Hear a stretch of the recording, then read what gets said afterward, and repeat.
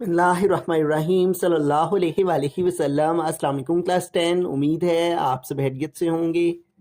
आज हम करेंगे यूनिट 2 की एक्सरसाइज 2.6 के क्वेश्चन नंबर 5 को, लास्ट क्वेश्चन को। इससे कबल हम प्रीवियस वीडियोस में एक्सरसाइज 2.6 के क्वेश्चन नंबर 1 to 4 क्वेश्चंस तक डिटेल से इन तमाम क्वेश्चंस को डिस्कस कर चुके हैं। इनके लिंक्स मैंने डिस्क्रिप्शन में दे दिए हैं, आप इनसे रिलेटेड भी लेक्चर ले सकते हैं।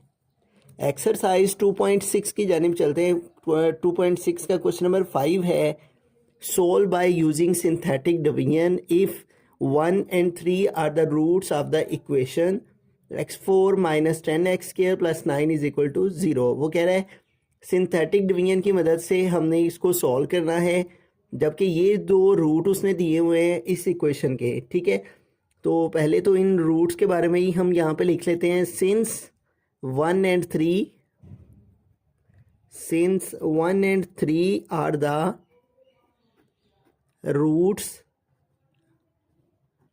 the roots of the equation,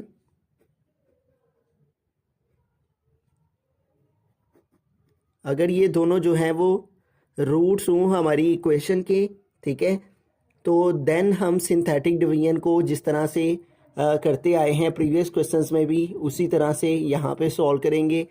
since 1 and 3 are the roots of the equation, then by synthetic division हम सिंथेटिक डिवीजन की मदद से जो है वो इसको आगे फर्दर सॉल्व करेंगे।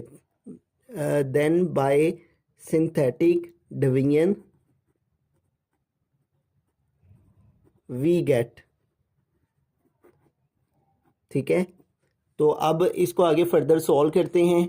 सॉल्व करने के लिए इस इक्वेशन को देखें तो सबसे पहले हम जो है वो कांस्टेंट टर्म 9 है यहाँ पे, ठीक है, और एक्स स्क्वायर की टर्म है, x4 की टर्म है। तो हम क्या करेंगे, सबसे पहले इस x4 की टर्म का जो कोफिशिएंट है उसको यहाँ पे लिखेंगे। x4 का कोफिशिएंट 1 आ गया।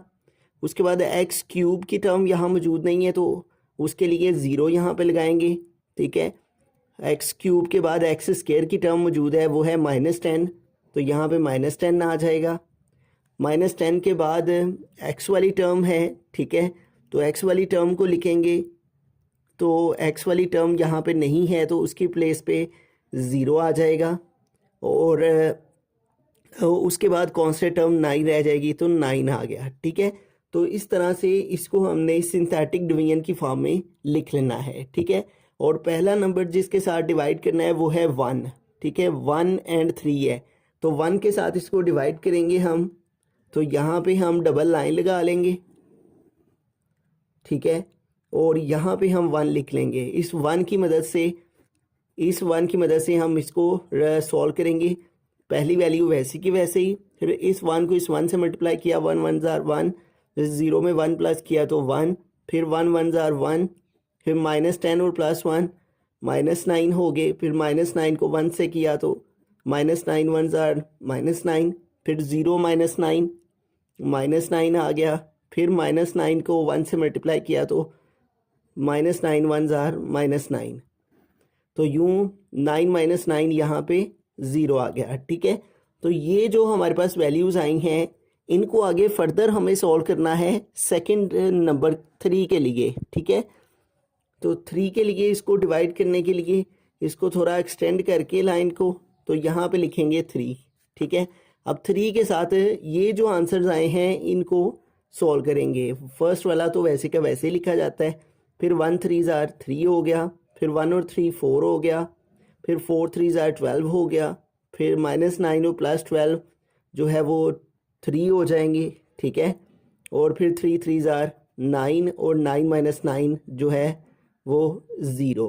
ठीक है, तो ये हमारे पास 3 वैल्यूज़ बनी हैं। इन 3 वैल्यूज़ को हम जो है वो इक्वेशन की फॉर्म में लिखें तो एक्स स्क्वायर, एक्स और कांस्टेंट की टर्म है ये। ठीक है, तो जो इक्वेशन यहाँ से बनेगी इस इक्वेशन को हम डिप्रेस्ड इक्वेशन कहते हैं। ठीक है, then we have the depressed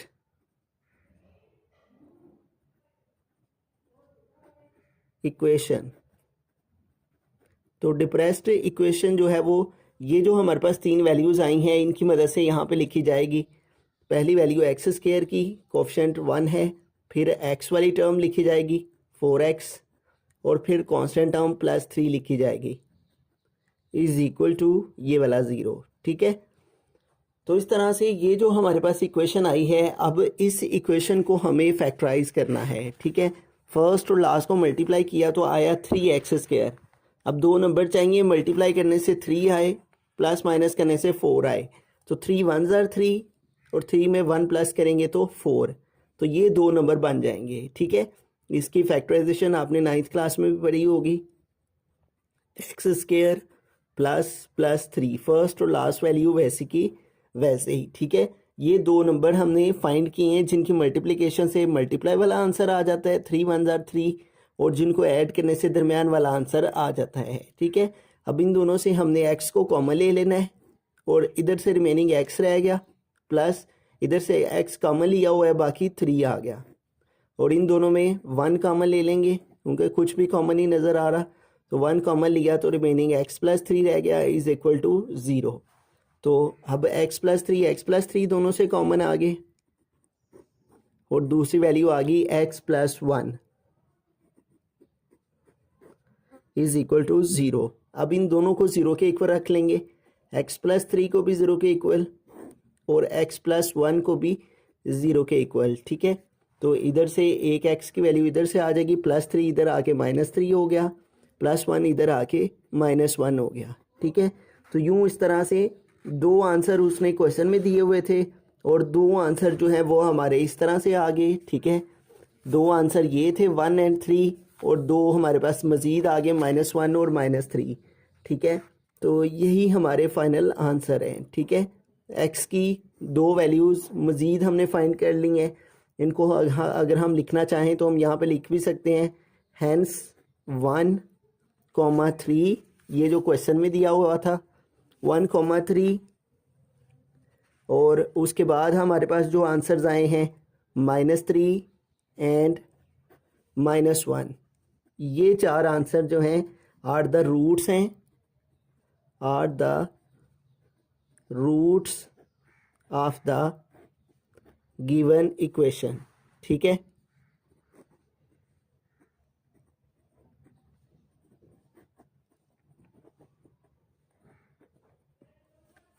बिस्मिल्लाहिर्रहमानिर्रहीम। सेकंड पार्ट के अंदर चलते हैं, तो ये भी क्वेश्चन उसी तरह से है, जस्ट इसमें वैल्यू डिफरेंट है, और इसमें भी ये दो जो हैं वो रूट्स उसने दिए हुए हैं इस इक्वेशन के। तो हम यहाँ पे इसको डायरेक्टली सॉल्व कर लेते हैं सॉल्यूशन। तो हमारे पास यहाँ पे देखें x4 है। ठीक है, तो x4 का जो कोफिशिएंट है यहाँ पे वो 1 है, तो ये 1 आ गया x4 का कोफिशिएंट। फिर x³ है तो उसका कोफिशिएंट 2 है, तो यहाँ पे 2 आ गया। फिर x³ के बाद x² है वो है -13 आ गया। उसके बाद x वाली टर्म है जो कि है -14, तो -14 आ गया। ठीक है, तो उसके बाद जो है वो कांस्टेंट टर्म 24 है, तो 24 आ गया। ठीक है, यानी ये ऑलरेडी जो है वो एक सीक्वेंस में ही नंबर्स लिखे गए हैं, सबसे ग्रेटर पावर, उससे छोटी, उससे छोटी, उससे छोटी, और फिर कांस्टेंट वैल्यू। ठीक है, तो हम डायरेक्ट ही इसे सॉल्व करने लग गए हैं। ठीक है, यहाँ पे फर्स्ट जो रूट है 3 उसको यहाँ पे ले लेंगे, तो फर्स्ट डिजिट हमने वैसे का वैसे ही ड्रॉप किया, 1 को 3 से मल्टीप्लाई किया तो 1 3 ज़ार 3, और 2 में 3 ऐड किया तो 5 हो गया। फिर 5 को 3 से मल्टीप्लाई किया तो 15। ठीक है, और -13 + 15 का आंसर 2 आ जाएगा, क्योंकि ऑपोजिट साइन है, माइनस करेंगे। ठीक है, अब इस 2 को 3 से मल्टीप्लाई किया, 2 3 ज़ार 6 हो गया। अब -14 और +6 का आंसर अगर आप कैलकुलेटर पे लिखें तो -8 आ जाएगा। फिर -8 को 3 से मल्टीप्लाई किया तो -8 3 ज़ार 24, तो ये 24 माइनस किए तो 0 हो गया। ठीक है, तो ये पहला रूट जो 3 था उसके साथ हमने सॉल्यूशन कर लिया। अब दूसरा जो रूट है -4, उसके साथ इसको सिंप्लीफाई करेंगे। ठीक है, तो उसके साथ सिंप्लीफाई इसी के आगे करेंगे क्योंकि दोनों रूट एक ही इक्वेशन के हैं। तो यहाँ पे हमारे पास जो है वो दूसरा रूट -4 है, तो यहाँ पे हम लिखेंगे, ठीक है। और उसी तरह से फर्स्ट लेटर वैसे का वैसे ही आ गया, ठीक है। 1 वैसे का वैसे ही। अब 1 को -4 से मल्टीप्लाई किया तो 1 4 ज़ार -4 हो गया। फिर 5 - 4 आ गया 1, ठीक है। फिर 1 को -4 से मल्टीप्लाई किया तो 1 4 ज़ार -4। फिर -4 और 2 का आंसर जो है वो -2 हो जाएगा, ठीक है। ऑपोजिट साइन है, माइनस किया, बड़ी वैल्यू का साइन लगाएंगे। 4 - 2 2 आ गया, 4 के साथ साइन माइनस के, आंसर के साथ माइनस आ जाएगा। फिर माइनस माइनस प्लस, तो 2 4 ज़ार 8, तो ये +8 हो गया, ठीक है। और यूँ देखें -8 + 8 का आंसर 0, ऐसे, ठीक है। तो ये हमारे पास जो है वो इसकी जो है वो डिप्रेस्ड इक्वेशन बन जाएगी, ठीक है। तो हम यहाँ पे लिख लेंगे the depressed equation is, the depressed equation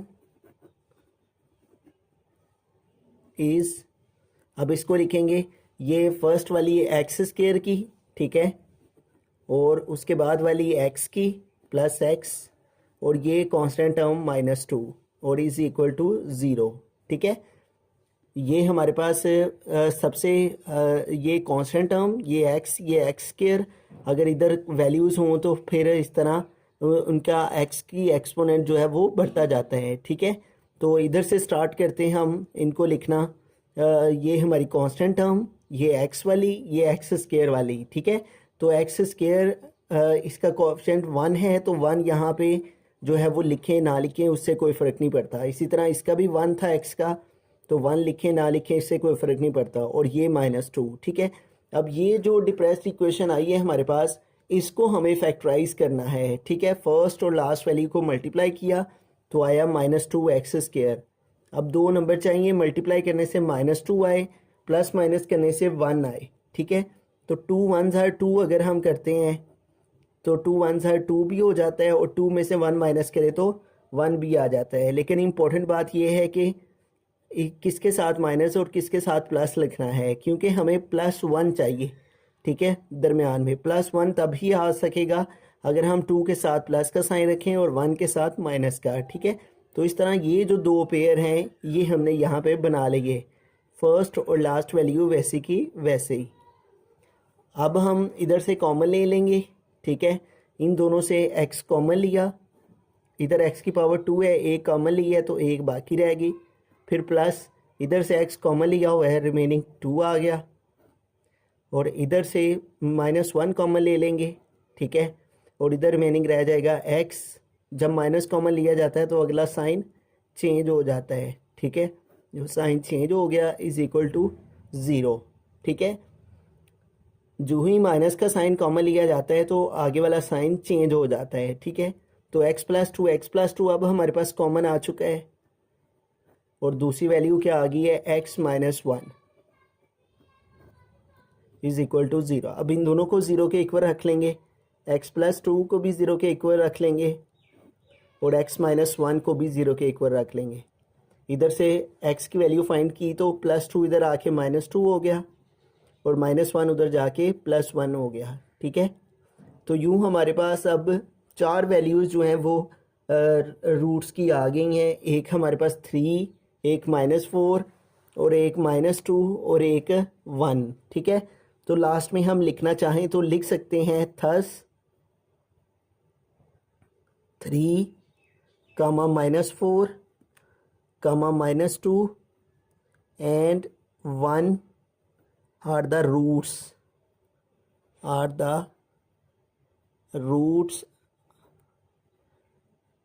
roots of the equation,